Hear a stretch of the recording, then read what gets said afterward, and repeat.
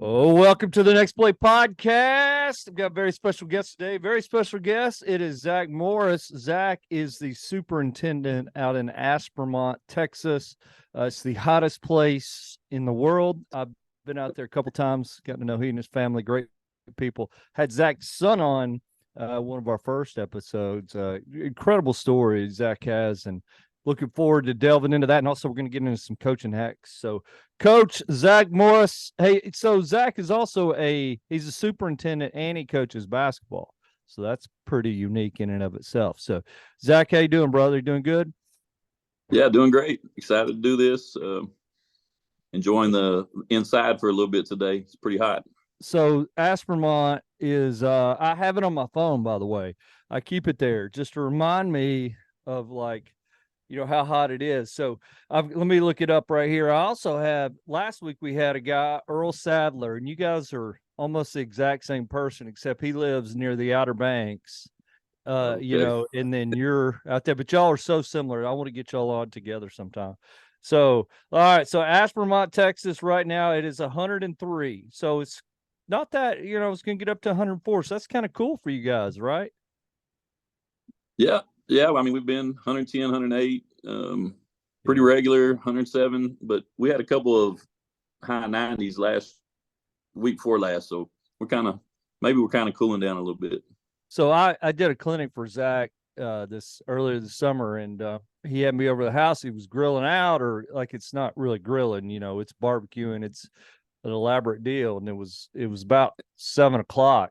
So I was standing out there with him, like guys do, hanging out, talking, and then I just got too hot. I was too soft. I was like, man, I got to go inside. So it was so brutally hot. It is it feels like a hairdryer blowing in your face is what I've told people, but fascinating. I tell you what, though, like I was telling Earl last week, the people in Aspermont are good people, hardworking people, and like Earl, there's so many similarities. I got to get you guys on together. So, like you're the superintendent and you're the basketball coach, which I think is pretty unique. So, all your coaches coach 2 or 3 different sports, which I think is fascinating. Just the work ethic. So, tell us a little bit about Aspermont, Texas, and then we'll get into your history. Sure. So Ashmont's a small community. We're in West Texas, so to speak, I guess. Which is interesting because when I was out there both times, y'all will not claim West Texas. That is a big debate, that whole Central or West Texas deal there. It's fascinating. Yeah, we're kind of in the middle grounds there, but Ashmont's a small school. We play 6-man football. We have 194 kids, pre-K through 12th grade, and we in our senior class this year, I think we have 17 kids in our senior class. So a lot of small school, hometown, just good kids who work hard, but not always the most talented. Just go out and play and be a part of everything and try to be successful. So 6-man football, the center can catch the ball. He's eligible, and the quarterback can't run. Right? That's right. Yeah. So the quarterback can run. He has to have a legal exchange before he can get the ball back to run with it. So a lot of times people will put what you would consider like a spread quarterback back, and they'll pitch him the ball and make him live. Gotcha. So it's an extra exchange there. So he just, like, they'll snap it to the quarterback, he'll toss it, and he'll run or pass it, whatever. Is that how that works? So have y'all played any games yet? How are we doing? What's the record? Yeah, we've played 2 games. We're 1-1. We won our first game here the first week, and then we got beat this week. Both fairly close games, 2-score games, 3-score games. What are the scores like? Aren't they really high in 6-man football? Well, ours haven't been high. We won 30-16 and got beat 38-12, I think. But there was a game this last week that was 105-60, and it ended by 45-point rule. So they didn't even play the full game. It was 105-60. And your football coach, he's more of an he'd rather be an old school wishbone run it kind of guy. That's what he'd rather do. So, all right. So Aspermont superintendent and basketball coach, and that's just a fascinating dynamic. So you are, and you've got an athletic director. So you're the athletic director's boss, and she's your boss too. How does that work? Like you just kind of. Well, I guess in the big scheme, I'm just the boss. So for those but, of you who are just for those of you listening, and you're not watching this, like Zach has the greatest beard in the world. So it's it's pretty cool. So all right, so let's get to your history is fascinating to me. So you grew up pretty close to there, or in pretty much in the town next to it, or you didn't graduate from Aspermont, right? From the town next no, to yeah, just 20 miles down the road, town next to it. And and so you grew up there, and your wife is from Aspermont, right? That's correct. Yes, sir. And then your father-in-law, who is a real live cowboy, has a ranch. And like a real rancher. So if you've ever watched the show Yellowstone, they live right close to where the 666s are, or the 46s are, that ranch. And so I had all kinds of questions for Zach's father-in-law. It's fascinating. So just a hardworking group of people. All right, so Zach, let's talk about, if you can, because you are a superintendent, incredibly successful. But it wasn't always that way. So maybe talk about high school and college. Fascinating story. So sure. So well, I guess you want life story type stuff. So both my parents dropped out of high school at a young age. I was born to teenagers, 16, 17 years old. Didn't really have a lot growing up. So just always had a feeling that I wanted to do a little bit better and have a little bit more for my family. So graduated high school and decided I was going to go to college. Didn't have a lot of direction and didn't do very well to start with. Spent about 2 years kind of just not really doing much of anything productive. And you were trying to play college football, right? Or baseball? What was it? Football? Football. So yeah, I just didn't have the dedication, determination. I just didn't do it. So where did after you go? that, First of all, you went to, where'd you go? You went what well, college? I went to 7 different schools before I got my undergraduate. It's incredible. Just kind of bounced around and got a lot of debt built up before I decided I better go to class and start doing things. But so my wife and I had our first child when we were still in school, and we spent a lot of time during the weeks kind of making things work so that our oldest didn't have to go to daycare. We were trying to make ends meet, and so working full time, 40-hour weeks, and going to school full time to get a degree and go into coaching, an area where probably the person who I would say had the most impact on my life was one of my high school coaches. So just trying to kind of make my way and have a little bit more for my family than I had. What's incredible is, like, your wife, it was a rancher's daughter who she grew up, and she was up early in the morning out there on the ranch working. Sure. And it's fascinating to hear, like, she stuck in there with you through those tough times. I mean, she stuck there with you and said, hey, this guy, like, she saw something in you. And and the ranch, and your father-in-law too. I mean, he was up, must have been okay with Zach Morris, I guess. Well, or was he? I don't know. I mean, I think it took a while. There were definitely some questions early.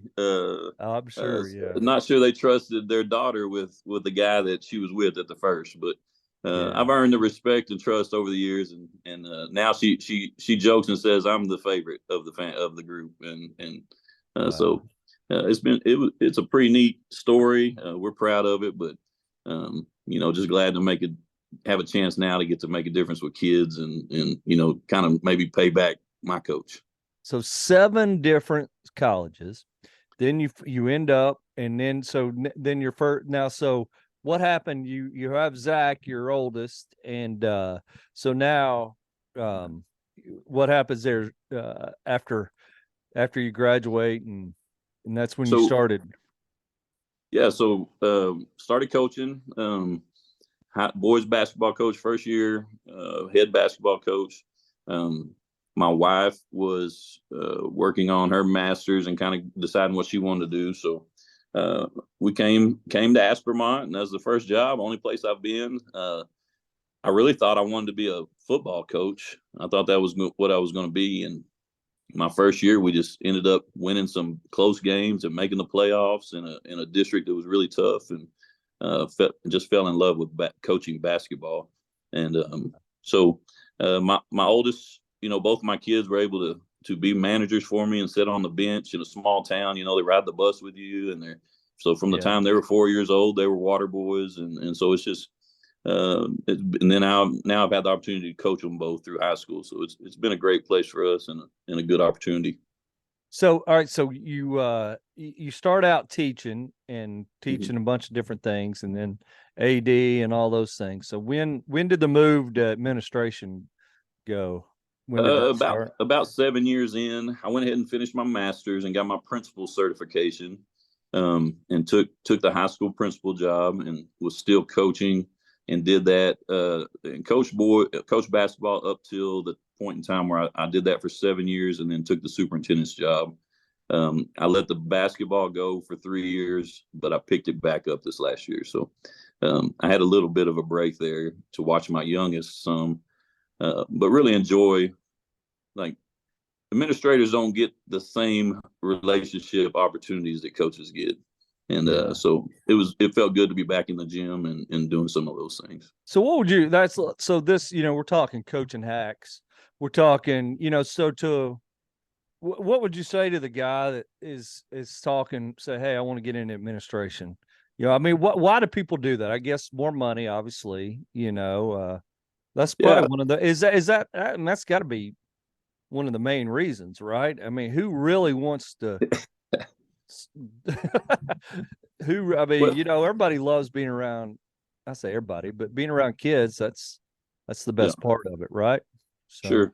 Yeah. Administration, the money is a factor, but for me, I was told as a junior in high school by the guy I was telling you that I was a leader. I just wasn't leading the right way.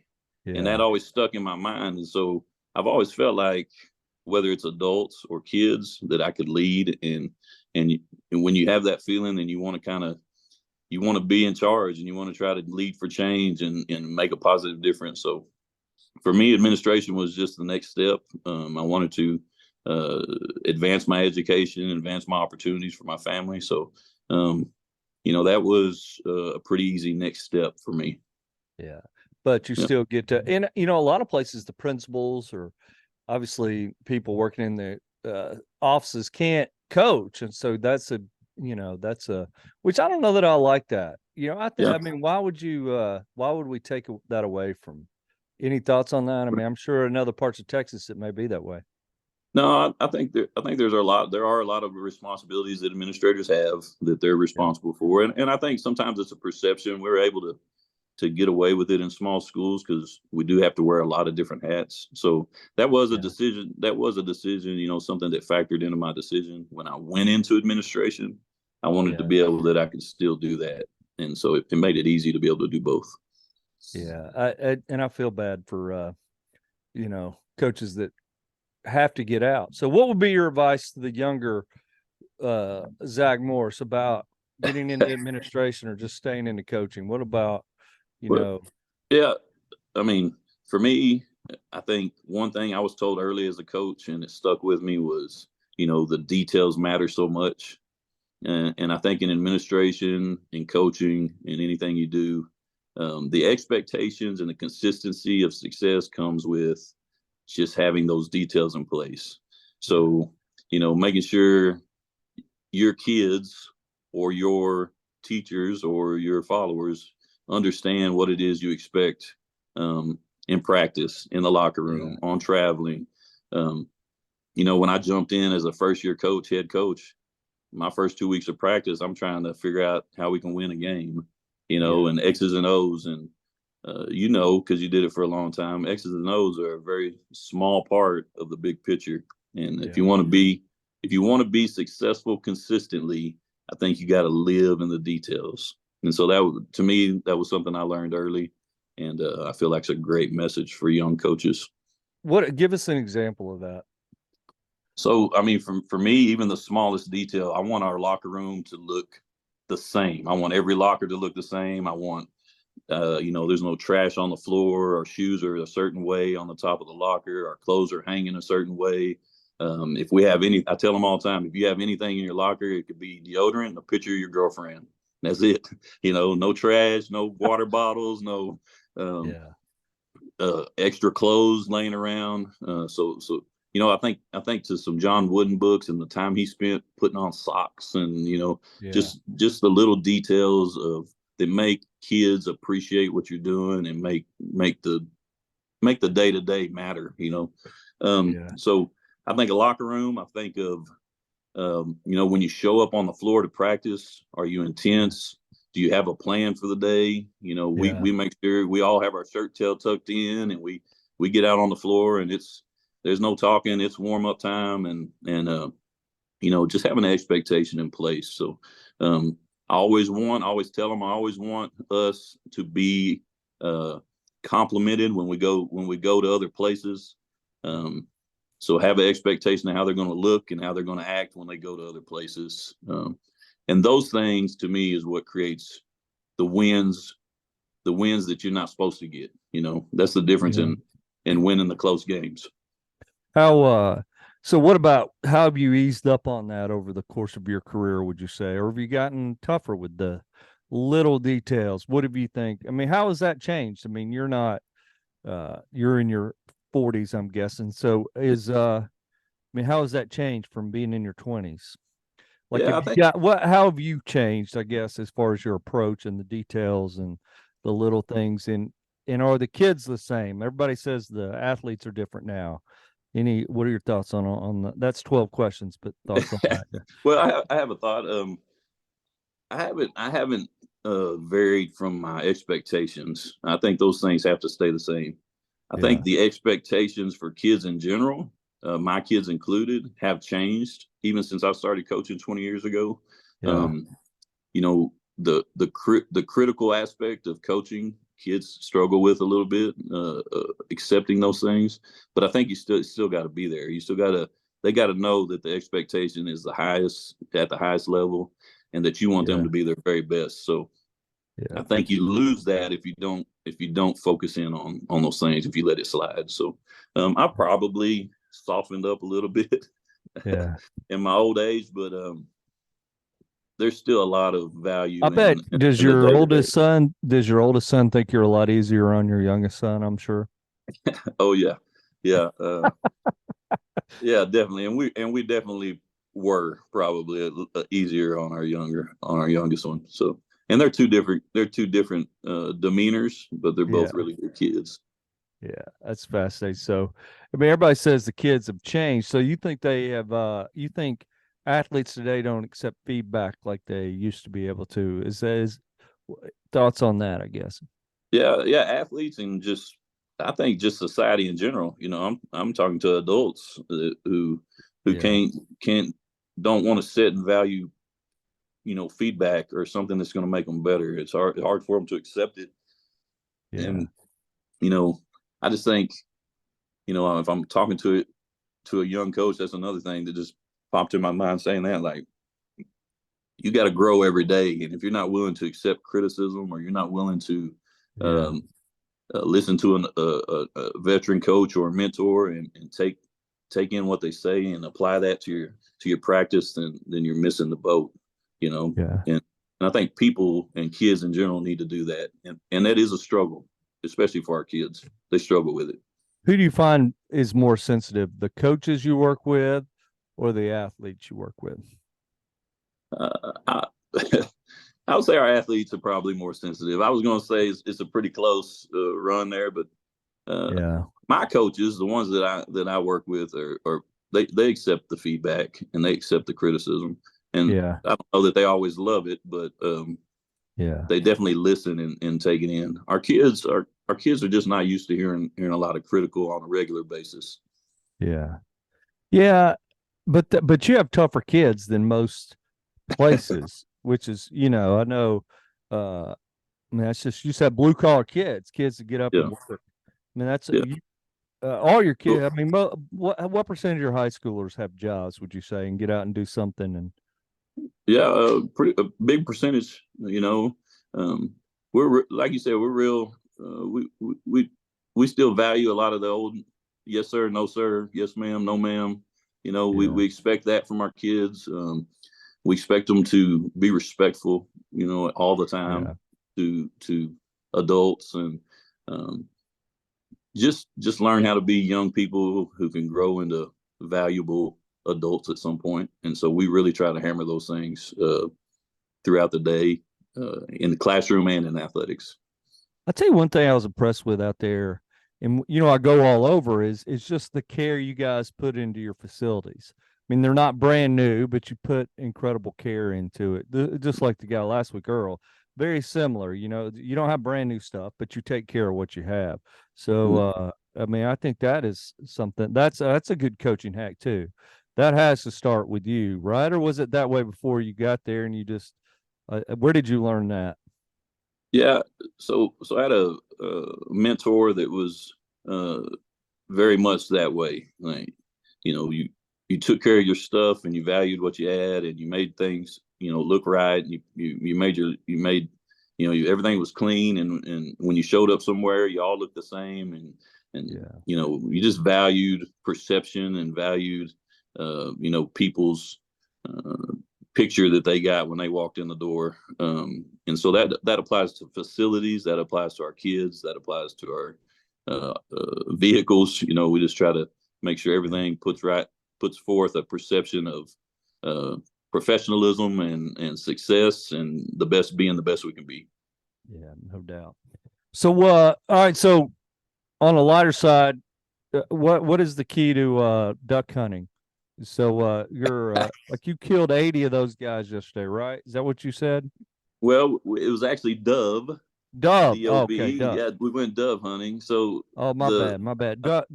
Do y'all hunt ducks too? Where you well, are? we do. I've only been one time. My oldest Carter, he's gone a couple times. I've Now, never where eaten you them. are is known for this dove hunting, though, right? Like this is. Yes, yes, yeah. So we've probably got, I wouldn't even know a number, but a lot of people come in from out of state and different Yeah, parts of our state to come and hunt birds here in Stonewall County. And this year, because of early rains, we've got a lot of birds. So yeah. the secret is you got to have a lot of shells. For me, I'm not a very good shot. So the Ah, the more shots you put up, the better chances you got. Now, my boys, they actually both are really good at it, so they don't miss much. do So they yeah, talk a we. lot? Do they talk trash to you for missing, I guess? No, they understand. They So if they you like, respect. so how does it work? Like, you have dogs, right? Do you have hunting dogs? No, we just you just go kind of put yourself in an area where you think they might come flying through, and Start shooting. let them have it. Yeah. How do you keep from like? How do you make sure you're shooting them and not? I guess you're shooting up, right? So, Yeah, you're but shooting they're up, and you flying kind of. away. I guess they're not that fast, though, right? So you better, if you miss and say your son, are y'all shooting at the same birds? I guess. Yeah, I mean, they come in last night. I mean, they're coming in 10, 15 at a time. And so you just kind of position yourself in areas where you know where everyone is, and you don't shoot towards anyone else. Yeah. Um, and it's a lot of fun, and they're How really many good do to you eat. have? Yeah. And so what does it taste like? What do doves taste like? Um, Dry, uh, or is it like is it? yeah, it's kind of like you would expect dark, really dark, meat, So chicken, it's or moist, yeah. So it's good for you though, too, right? yeah. I mean, it tastes good. I would think it's good for you. So I Pretty mean, good, pretty good eating. so what do you stick them in a freezer and you just wait? I mean, is that how? Like, I mean, like how long are you gonna eat these doves? Like y'all shot Well, 80 of them, Maria. yeah, So I just split them in half, so we're cooking 40 today. yeah, And they're little. I mean, it's 2 bites. I mean, it's not a very big bird. that's like a chicken wing. Oh yeah, yeah. It's a pop. It's a quick bite of goodness. That's wow. So it's fascinating. Like y'all, we ate. so Zach grilled up some big steaks, and it was from the father-in-law's ranch right there. But it was good taste. So you're not going to Food City or IGA and getting getting that steak, man. It just tasted natural. Maybe it was psychological to me. I don't know. So I bet people live longer out there too, like just living living off the ranch and exercise, all that. I bet there's something to that. I didn't see a lot of overweight people out there either, out there in ranching. So yeah. Man. So who's the better shot, Carter or your younger son? Who's the better, kills more does? Well, had you asked me before yesterday, I would have said Carter's better, but Cade was better yesterday. So how'd that? I'm sure there wasn't any trash talk at all, was there? Man, how hot is it out there? It's 110 degrees. What do y'all do? I mean, you just I find some shade. Gotcha. Yeah, and they were out in the sun, but I found some shade and just parked myself there. And then they pop up, and then you shoot them. So, how long did y'all do this for? We went out for a couple hours yesterday evening. Gotcha. Probably maybe almost 3 hours yesterday evening. Yeah. What's the expression? You eating more than you're killing, or whatever you're killing? What's that? I'm sure that's a guy I work for used to tell this couple of our players like that. He said, "Son, you're eating more than you're killing." So like, you're not pulling your load there. So. Yeah. Well, good stuff, bro. I appreciate you. So what's next in the next play? We, finishing up, what's the next play for Zach Morris? I guess you got to get these kids through. You got to get the older one through med school and get Cade through college, and yes, sir. So then what's next? Yeah, I think just continuing to build here in Aspermont. You came out to our house. We have our place out here, and we want to eventually retire here, but just continue to get better, maybe pursue my doctorate degree and be the first one in our family. I give Shayla a hard time because everybody has a master's in her family, but be the first one with a doctorate. That'd be probably the only reason I did it. And I told her she got to call me doctor if I do. So that may not fly, but that may be up next. Dr. Morris, maybe you can do mine for me too. So it'll be good. All right, brother. Well, I really appreciate you. It's always good to catch up. And hey, for those of you listening, please, if you haven't already subscribed, please subscribe. YouTube 5-star. And if you didn't like it, just keep it to yourself. And we'll see you next time. All right, brother. Appreciate you, man. See you. Yep, enjoyed it.